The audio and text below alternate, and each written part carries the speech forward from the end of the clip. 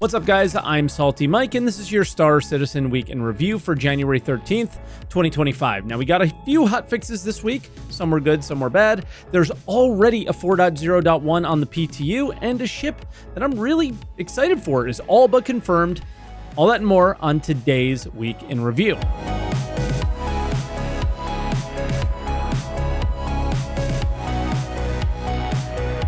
And as always, if this is your first week in review, this is where I take all of the official Star Citizen news each week, put it into one video, and share some of my opinions about it. I also live stream on Twitch, twitch.tv/SaltEMike, so stop by and say hi if you haven't yet. Now, we got a ton to go over this week, but before we do, let me share with you today's sponsor.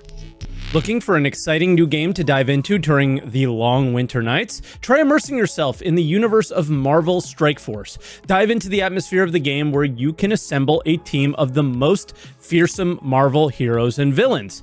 Marvel Strike Force is a mobile squad RPG that allows you to battle with your favorite team of superheroes and supervillains in a fight to save the universe against threats like Doctor Doom and Apocalypse. Your goal is to power up your favorite characters to complete missions, unlock gear, and other resources, as well as beat other players in PvP modes such as Alliance War and Arena. New characters are constantly being released. Outfit and upgrade your Marvel superheroes and supervillains to become stronger. Strengthen characters for specific single-player game modes or dominate across every battle. There are even free character giveaways in January. Be on the lookout for Jean Grey and Hercules. Celebrate the holiday season by using promo code DEC24 to unlock What If characters: Captain Carter, Star-Lord, T'Challa, and Strange Heartless. Download Marvel Strike Force via my link in the description today. Once again, use my link in the description and promo code DEC24 to unlock What If characters in Marvel Strike Force today.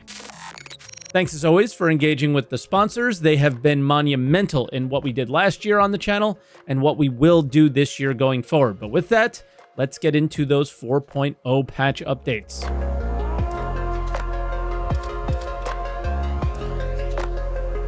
All right, let's start out with late Monday, early Tuesday morning. Balt or Benoit posted in testing chat to let us know that they're rolling out a new hotfix servers to fix a crash, fix some exploits, and fix chat. They might have gotten the crash, but everything else, not only did it not work, it made everything worse. First off, I did not see chat working very consistently, but I can never get on a hotfixed server.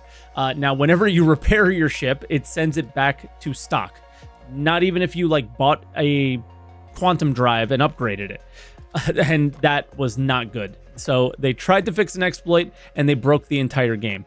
Not sure how a fix like this gets into a live build when we're talking all these quality of life things and letter for the chairman and all that. It's just silly.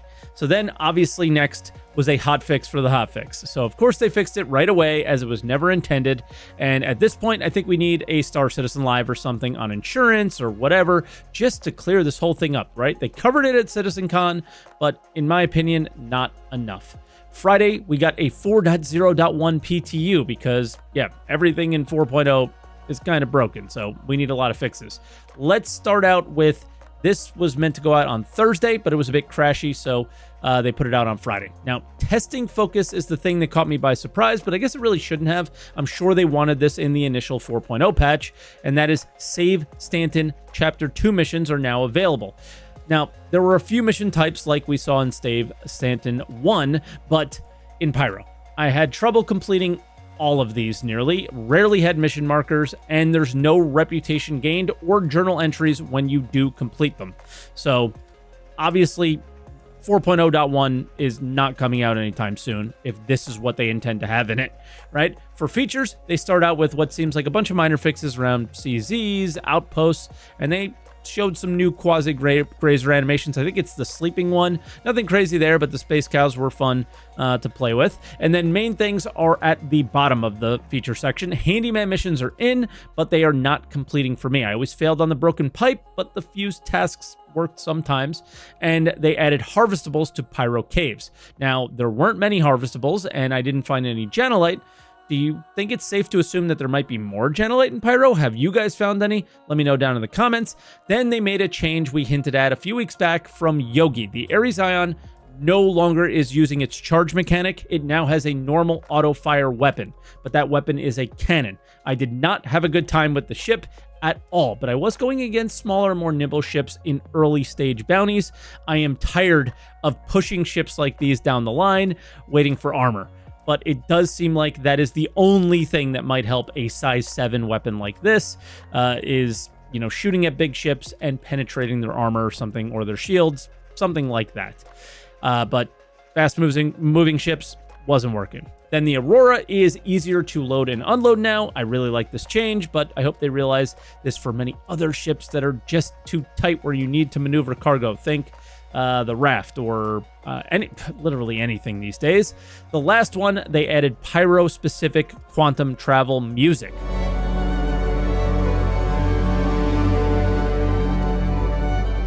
Quantum fuel, 50%.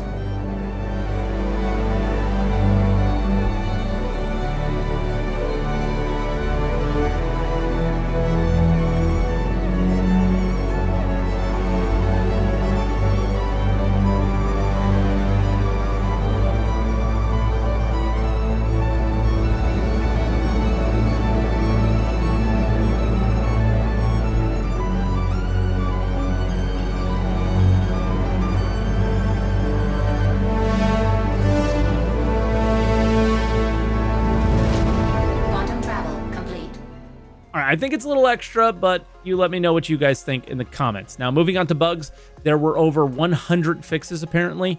I obviously cannot list them all here, so link will be in the description, but I will pick out a few that I think will impact you the most, and some didn't even work. They added the missile annunciator sound when you have a missile on you. Now, it's there, but it's not very loud or noticeable. They did say they fixed an issue with us falling through planets and outposts. So far, so good for me. What is your experience? Let me know if you guys are still falling through. Ammo repooling was said to be fixed, and it's certainly working as intended now, but it still has that audio loop issue heard by everyone but you, giving away your position after using it.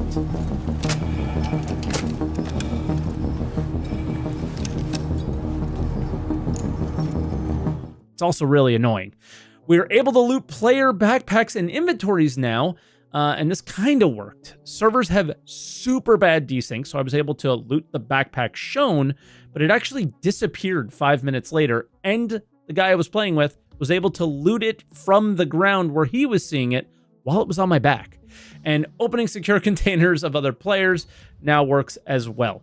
Prison was said to be fixed, but it's still holding you hostage, although after leaving later, well, actually the next day, I did have all the available mission types that should have been available to me. And lastly, looted components or contested zone components should stay on when they were disappearing in the live patch. Hopefully this one sticks. And with that, let's move on to other updates.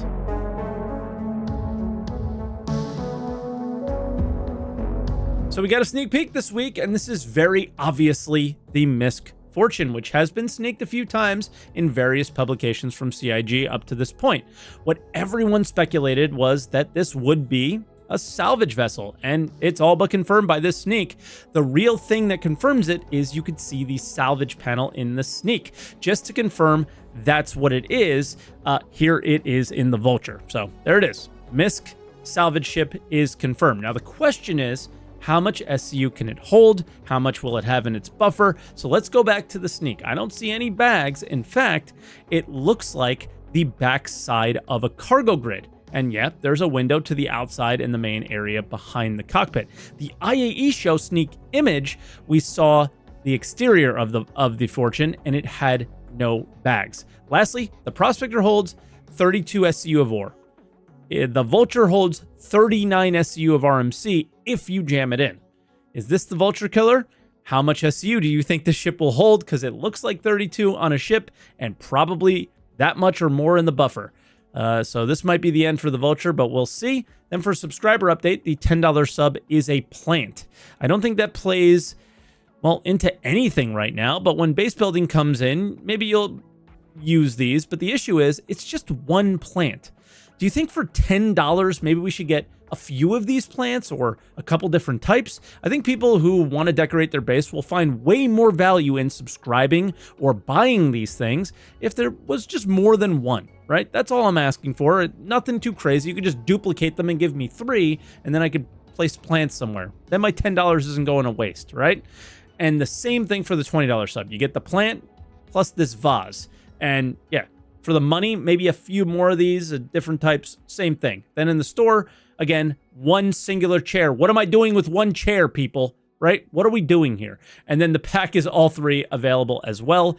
The prices of these are pretty wild, given that you're getting so little, in my opinion. So that's my feedback on that one. And that'll do it for this week in review as well. Another short week, but a promising one, right? CIG getting right back to it, trying to get some fixes in, and yeah, it's getting better, 4.0, but we are nowhere near there yet. And for 4.0.1, I wouldn't expect to see it anywhere near the live servers until at the earliest, the end of this week.